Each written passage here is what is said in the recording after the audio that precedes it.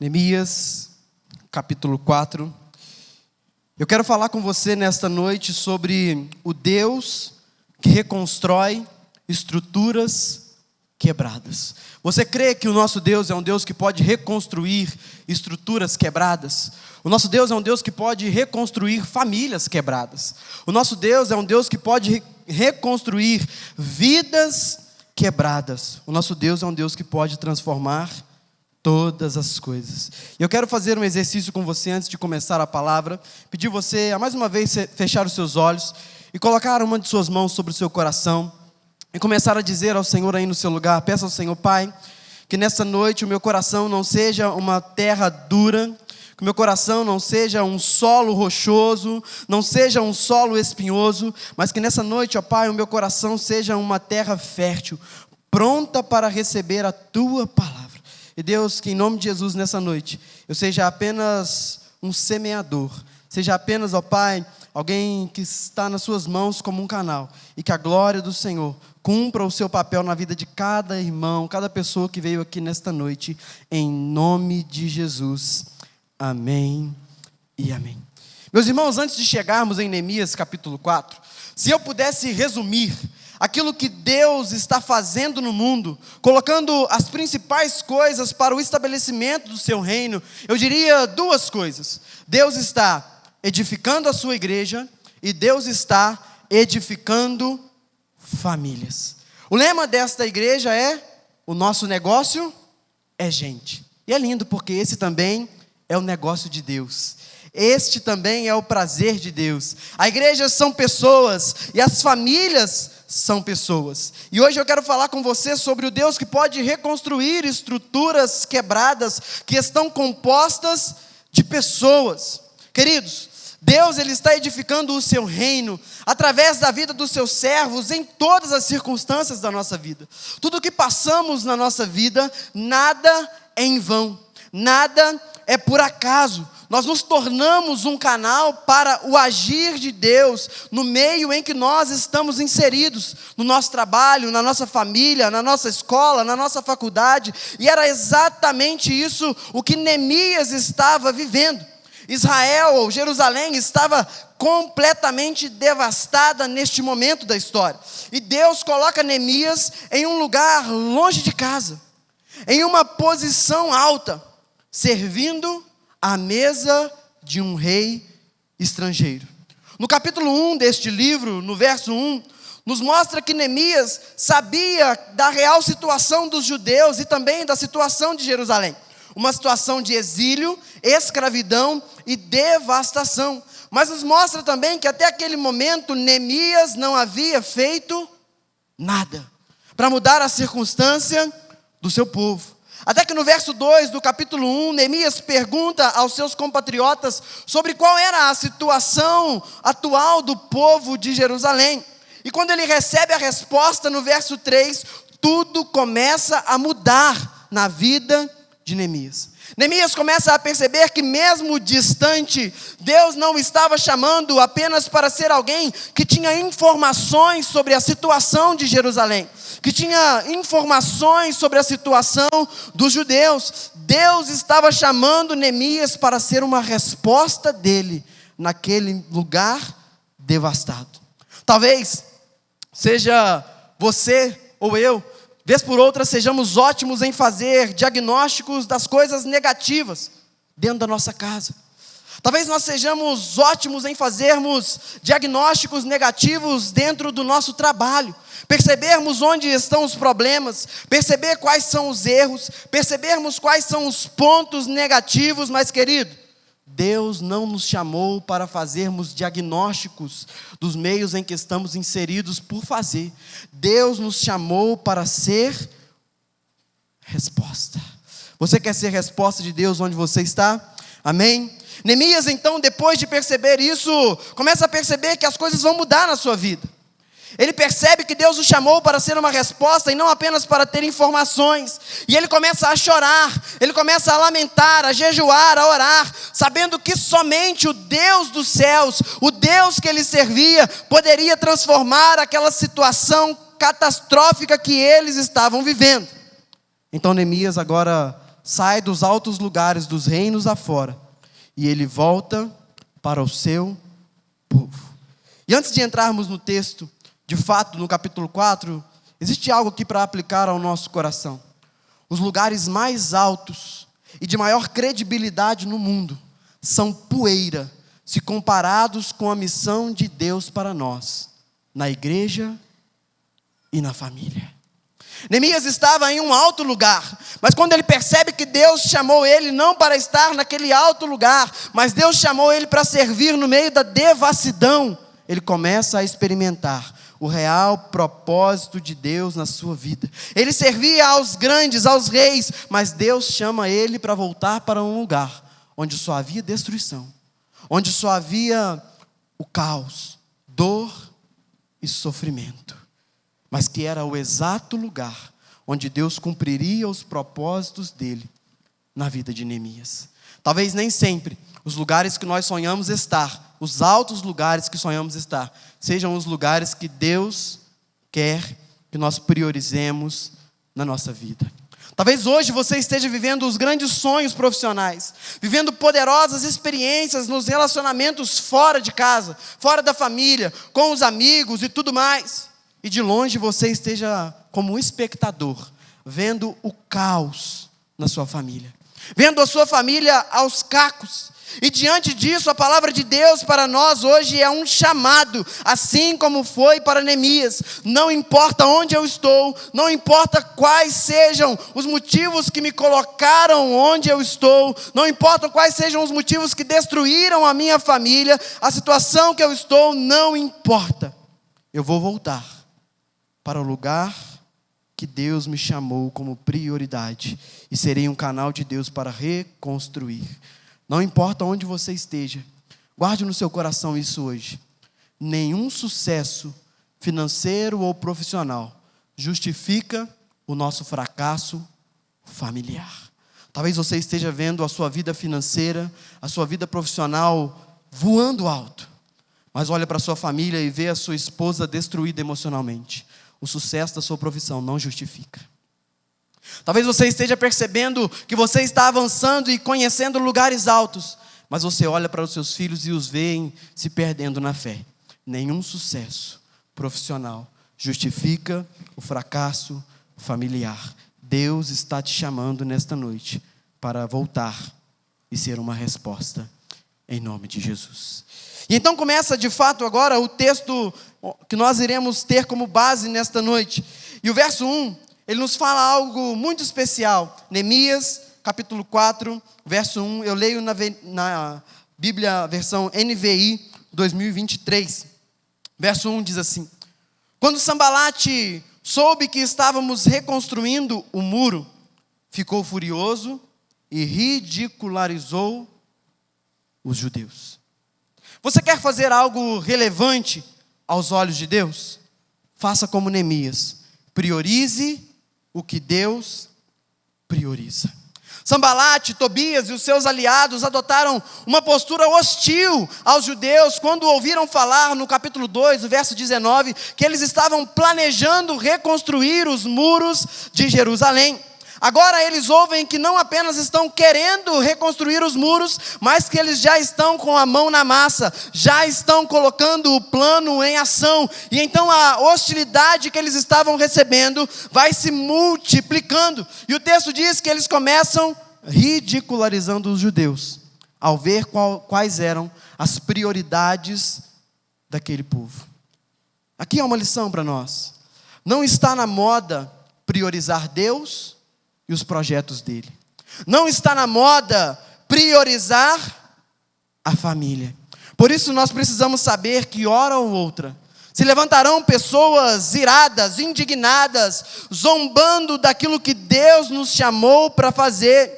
Não porque elas nos odeiam, não porque elas são as nossas inimigas, mas porque elas são inimigas de Deus. Elas são inimigas dos propósitos de Deus, dos projetos de Deus. E quando isso acontecer, nós precisamos nos lembrar que queremos honrar a Deus e não as pessoas.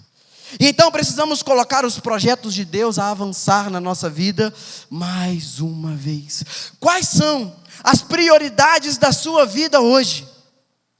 Quais são as coisas que você tem olhado para a sua vida, ao seu redor, que estão postas na sua rotina hoje e que você prioriza? Você quer fazer algo relevante aos olhos de Deus neste mundo? Estabeleça as prioridades de Deus na sua vida e esteja disposto, porque as batalhas virão.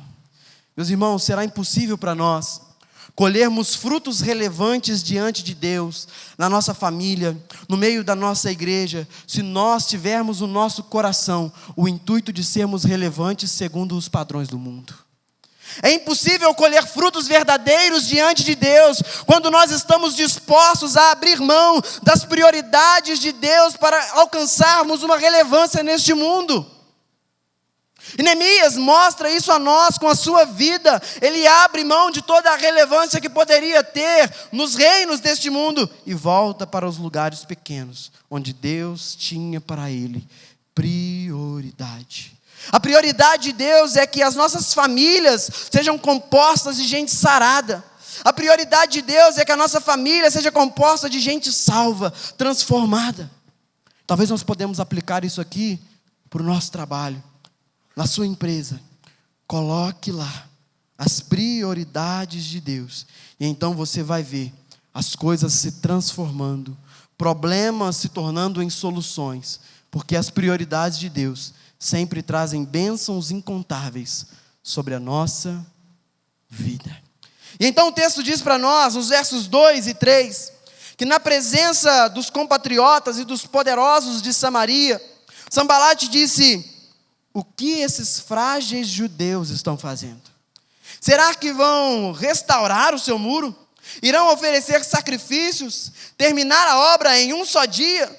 Será que vão conseguir ressuscitar pedras da construção, daqueles montes de entulho e de pedras queimadas? Tobias, o amonita que estava ao seu lado, completou: pois que construam, basta que uma raposa suba naqueles muros, para que o muro de pedras desabe.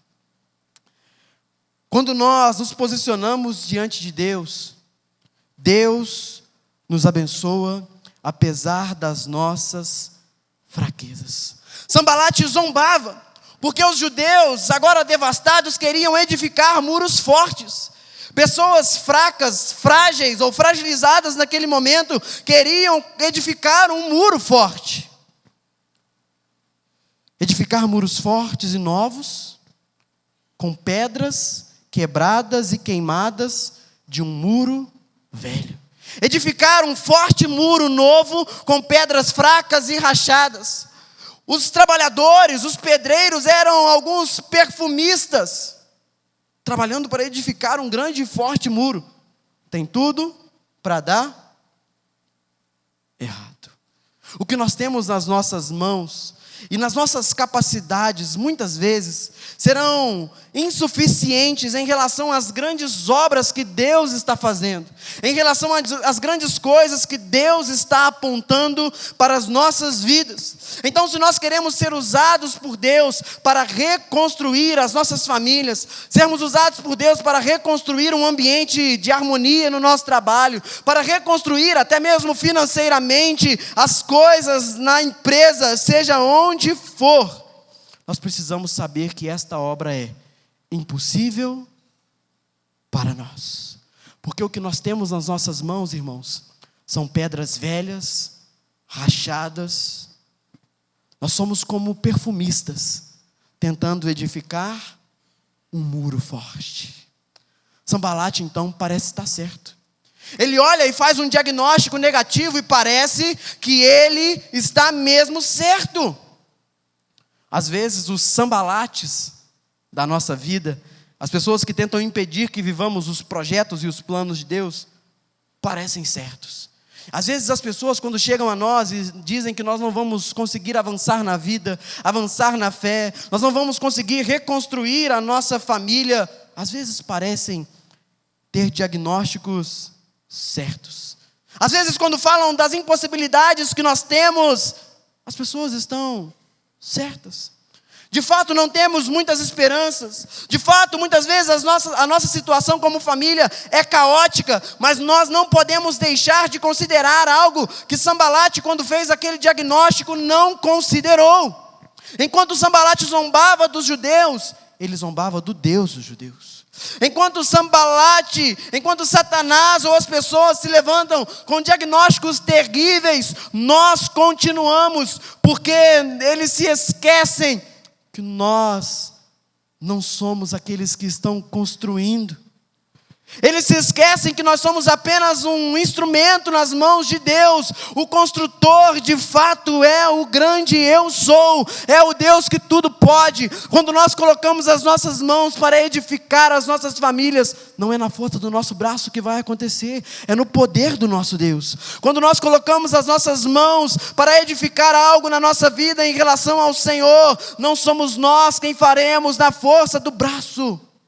Por mais que quando as pessoas olhem de fora, pareça que há impossibilidades, o Deus que está nos usando como um instrumento na nossa casa, na empresa, no meio dos nossos amigos, no meio da nossa igreja, é um Deus que pode fazer o impossível se tornar uma realidade tão real quanto o chão que nós pisamos nessa noite.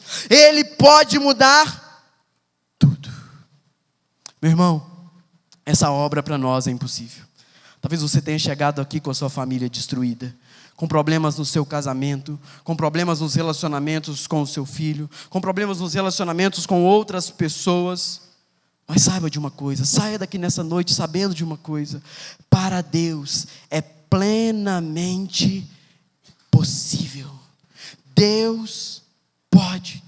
Talvez para as outras pessoas a sua família já seja um fracasso, mas e para Deus? Enquanto Sambalate via um monte de pedras velhas, rachadas e queimadas naquele muro, o Senhor já via uma muralha reconstruída.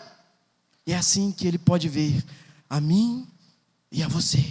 É assim que Ele pode ver a sua família. É assim que Ele pode ver a sua empresa. Talvez todos olham e vejam fracasso, mas o Senhor, pelo poder dEle que opera em nós, está vendo algo reconstruindo e que vai redundar em glória para o nome dEle.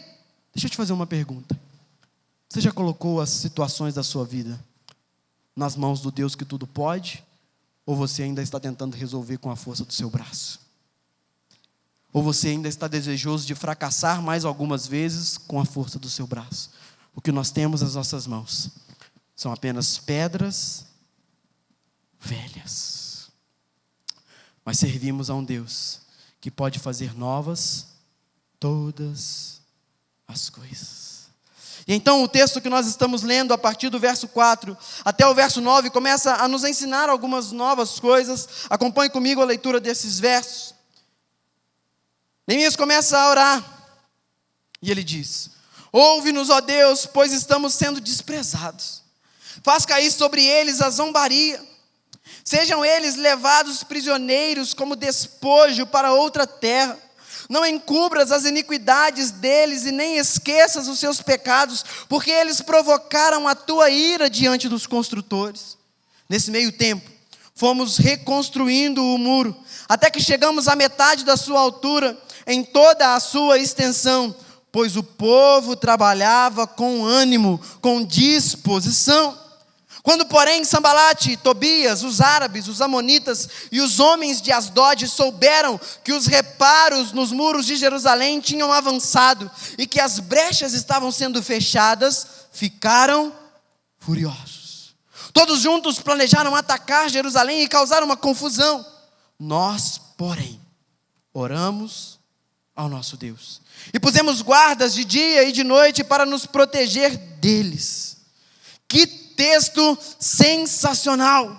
Diante da zombaria e da incapacidade, Neemias levanta uma voz de oração. Para reconstruir, nós precisamos consagrar. Para reconstruir, nós precisamos dedicar ao Senhor. Para reconstruir, nós precisamos tirar as nossas mãos e entregar nas mãos dele. No verso 4, Neemias ora. No verso 9, o povo por completo ora. Porque Neemias sabia, irmãos, que quem consagra o que está construindo, quem consagra o que está fazendo ao Senhor, avança. Mas lá estavam eles, os inimigos, falando mal da obra, falando mal da família. Trabalham tanto, diz que ama tanto a família, mas olha só, uma família destruída. Estão trabalhando tanto, mas olha só, um muro esburacado. Preza tanto pela família, diz que cuida tanto da família, mas a família está cheia de furos, está cheia de problemas. Esta é a voz de Satanás. As pessoas verão que de fato as nossas famílias não são perfeitas. Há alguém aqui nesta noite que tem uma família perfeita? Levante a mão, que nós queremos conversar com você depois para receber alguns conselhos. Nenhum de nós. As nossas famílias estão cheias de falhas, brechas, buracos, imperfeições, mas Deus está usando o nosso trabalho, Deus está usando a nossa oração, Deus está nos usando para aperfeiçoar a nossa casa, para construir esse projeto que ainda não está finalizado. Enquanto uma casa tem buracos, o pedreiro ainda tem serviço. Enquanto as nossas famílias são imperfeitas, o nosso Deus ainda está trabalhando, agindo, moldando e tapando os buracos. Deus está agindo no meio da sua família. Deus está agindo nas circunstâncias difíceis que você está passando, talvez no seu trabalho. Deus está agindo nas questões difíceis que lidamos no meio da igreja do Senhor. Deus está agindo, confia a Ele, descanse nele. Mas preste atenção, o verso 4 diz que eles já tinham conseguido construir os muros até a metade, por um motivo. Você consegue voltar aí o verso 4?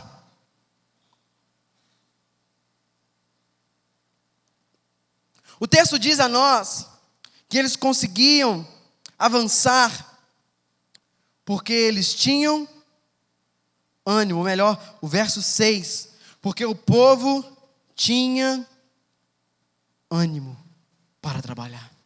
Meu irmão, diante de tantos motivos para desanimarmos, todos os dias, talvez nós acordemos cheios de disposição e logo ao começar o dia, um balde de água fria.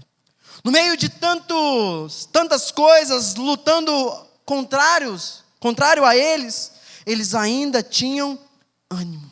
E eles tinham ânimo porque eles também tinham um sonho. E é isso que esse povo está nos ensinando também, irmãos.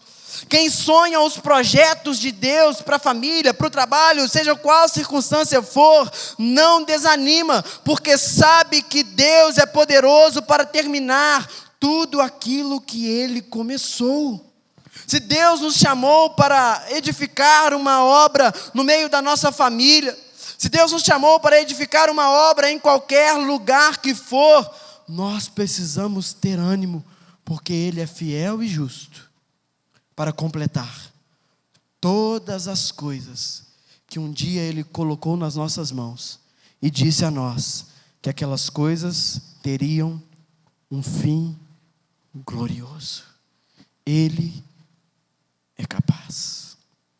O texto também está nos ensinando que toda oposição pode ser derrotada. Toda oposição que se levanta do inferno contra o povo de Deus, contra quem está consagrando a vida toda diante de Deus, pode ser derrotada quando nós, verso 4, estivermos com o nosso coração aberto para orar. Verso 6, tivermos prontidão para trabalhar, não formos desanimados. Verso 9, tivermos os nossos olhos atentos para vigiar. Talvez você esteja pensando, ok, pastor, muito bonito, muito bacana até aqui, mas o caos é tão grande que eu não sei nem mesmo por onde começar. As coisas estão tão feias que eu não sei qual é o primeiro passo que eu dou. As coisas estão tão terríveis, a devassidão é tão grande, que eu não consigo nem mesmo montar um plano no meu coração. Mas os versos 10 ao verso 13, Neemias e o seu povo vai nos ensinar algumas coisas que são muito poderosas para nós aplicarmos na nossa vida. Quando o verso 10 diz assim: enquanto isso, o povo de Judá começou a dizer: os trabalhadores já não têm mais forças. É o povo de Deus quem está dizendo isso. E ainda há muito entulho. Por nós mesmos não conseguiremos reconstruir o muro. Os nossos inimigos diziam: antes que descubram qualquer coisa ou nos vejam, estaremos bem ali no meio deles. Vamos matá-los e acabar de vez com o trabalho deles. Os judeus que moravam perto deles 10 vezes nos preveniram: para onde quer que vocês se virarem, saibam que seremos atacados de todos os lados. Então agora vem a lição, preste muita atenção no verso 13. Por isso, posicionei alguns do povo atrás dos pontos mais baixos do muro. Verso 13 de novo. Por isso, posicionei alguns do povo atrás dos pontos mais baixos do muro, nos lugares abertos, divididos por famílias, armados com espadas, lanças e arcos. Nós somos pessoas que queremos resolver logo as situações, pois uma hora chega gente querendo causar confusão, o verso 8 nos mostra isso. Outra hora nós pensamos que as coisas não darão certo, esse era o sentimento deles no verso 10. Mas então Deus nos dá uma estratégia. O verso 13 diz que eles colocaram guardas nas partes mais baixas do muro e nos lugares mais expostos. Você quer viver uma reconstrução na sua família, no seu trabalho, na sua empresa, no meio das suas amizades, uma reconstrução nos ministérios, nos relacionamentos ministeriais que você vive no meio da igreja? A lição está aqui. Não fique disperso. Comece a pedir ao Senhor por visão, por discernimento espiritual. Analise a sua família. Analise a sua empresa. Analise os ministérios que você serve. Peça direção ao Senhor e comece a perceber: Senhor, quais são as partes mais baixas aqui? Senhor, quais são os pontos mais fracos aqui? Senhor, a minha família está sendo atacada dia após dia. Saímos de um problema e logo aparece outro. Saímos de uma inundação e logo surge uma outra. Senhor, onde estão as partes mais baixas do muro? Onde estão as partes mais frágeis da minha família? Onde estão as partes mais frágeis da minha empresa? Comece a colocar diante de Deus, meu irmão. É na unidade, é na comunhão, é no amor, é no perdão. São traumas do passado, são dificuldades relacionais lá de trás. Comece a mensurar, comece a analisar, comece a colocar diante do Senhor. Quais são as partes mais frágeis da sua vida e da sua família? É na imoralidade. Comece a colocar ali as suas forças. A sua família é instável emocionalmente. Comece a trabalhar ali, coloque o seu foco ali, comece a trabalhar direcionado ali. É a falta de amor, é a falta de paixão, é a falta de serviço no meio do lar. Comece a intencionalmente servir ali, a edificar algo do Senhor ali, a aumentar o muro ali, a aumentar a proteção ali. No meio da sua família, ou onde quer que seja, há uma sensação de insegurança. Comece a trabalhar ali. Descubra quais são as partes mais expostas, as partes baixas do muro da sua vida, da sua família. E comece hoje a trabalhar. E comece hoje a lutar. Não espere o dia amanhecer amanhã para começar a pensar como reconstruir. Se a situação está caótica, não há tempo a perder. É tempo de começar a trabalhar. É tempo de colocar a nossa mão. É tempo de dobrar o nosso joelho. É tempo de nos dedicarmos ao Senhor para vermos uma transformação. Alguém aqui sabe o final desta obra? O final desta reconstrução? Eles terminam a obra para a glória de Deus. E para reconstruir tudo eles demoraram 52 dias. Já pensou se toda a obra impossível fosse terminada com 52 dias? Já pensou se problemas que você tem carregado há anos e anos a fio na sua vida, dificuldades e lutas que têm vindo com você desde a sua adolescência, desde a sua juventude, desde a sua infância, tivessem terminado com 52 dias? Não há uma fórmula mágica.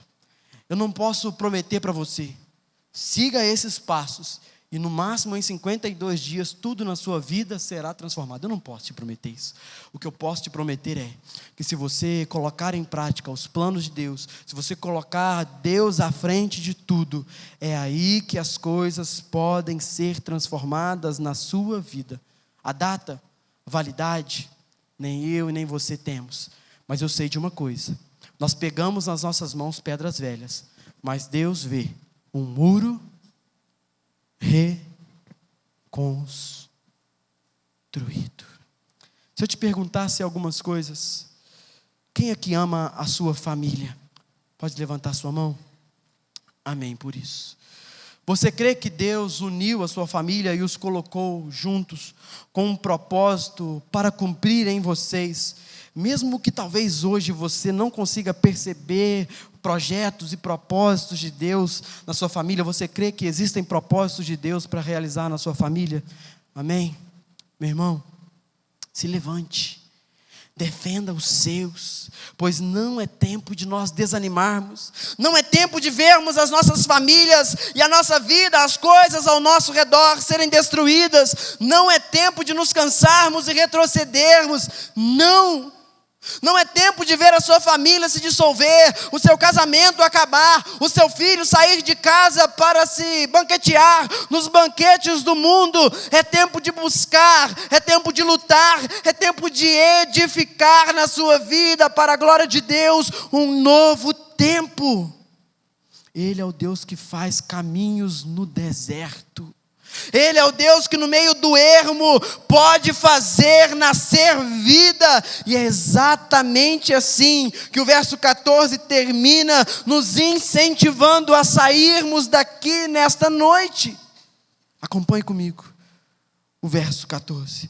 Se você puder, se não for te incomodar, e você puder ficar em pé no seu lugar, para lermos juntos esse verso 14, eu quero pedir você a fazer isso comigo. Verso 14 desse texto. O texto nos diz assim: fiz uma rápida inspeção e imediatamente disse aos nobres, aos oficiais e ao restante do povo. Comece agora nessa parte do texto que vem a ler e declarar isso sobre a sua vida e sobre a sua família. Não tenham medo deles. Lembre-se de que o Senhor é grande e temível, e lutem pelos seus irmãos, e lutem pelos seus filhos, e lutem pelas suas filhas, e lutem pelas suas esposas, e lutem pelas casas de vocês. Meu irmão, talvez você tenha chegado aqui nesta noite pensando em parar, pensando em desistir, pensando em abandonar tudo aquilo que Deus um dia disse que vai fazer na sua vida e através da sua vida. Não tenha medo dos inimigos que se levantam contra os propósitos de Deus. Avance, lute pela sua casa, lute pelos seus filhos, lute pela sua esposa, lute pelo seu esposo, que talvez esteja afastado da presença de Deus, que talvez não queira compromisso nenhum com o Senhor. Lute, porque não há causa perdida se Deus está envolvido neste negócio. Eu quero convidar você a colocar uma de suas mãos no seu coração. Dá para projetar o verso 14 para nós? Eu quero que juntos, toda a igreja junto comigo, leia a parte B deste texto, mas leia com força, como alguém que está de fato pronto para colocar a sua vida em ação, para trabalhar para a glória do nome de Deus. Parte B, a partir do não tenham medo. Não tenham medo deles.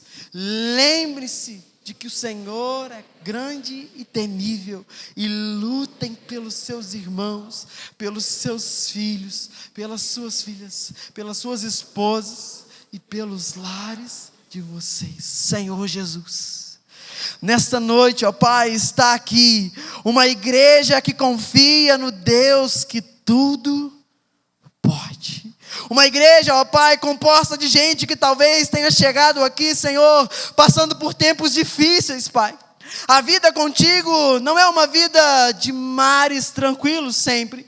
Muitas vezes passamos por lutas, mas temos a certeza por meio desse texto de que se contigo é difícil ou está difícil, sem ti é impossível, Senhor. Por isso nesta noite nós consagramos a nossa vida.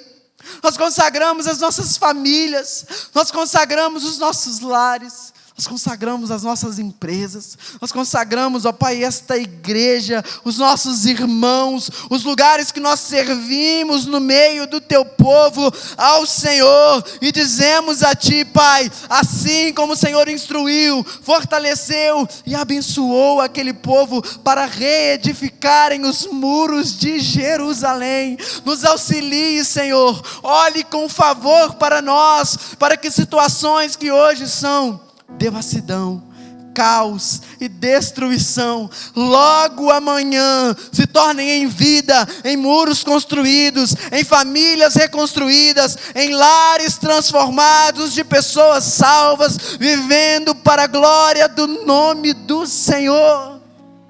Pai, nós cremos diante da Tua palavra que pode o choro durar uma noite, mas a alegria vem. A alegria está vindo nesta noite sobre a vida dos meus irmãos. O reino do Senhor, ó Pai, está vindo sobre o coração dos meus irmãos. E o reino do Senhor, o Espírito do Senhor, não é um espírito de covardia para retrocedermos. Nós não somos um povo que olha para trás com saudades dos sofrimentos, com saudades do Egito. Nós somos um povo que olha para frente, que olha para o alvo. Perseguimos aquele que é o prêmio da soberana vocação, Cristo Jesus. E nós sabemos que em Cristo Jesus habita a plenitude de vida para nós. Em Cristo Jesus habita a plenitude de vida para nossa família. Em Cristo Jesus habita a plenitude de vida para esta igreja. Pai, em nome de Jesus, que esta reconstrução que vimos aqui seja um combustível na nossa vida. Que saíamos daqui hoje, ó Pai, cheios de garra, força e fé, para pegarmos, ó Pai, as armas do Senhor nas nossas mãos, para nos revestirmos da armadura do Senhor, e para a Tua glória, reconstruir.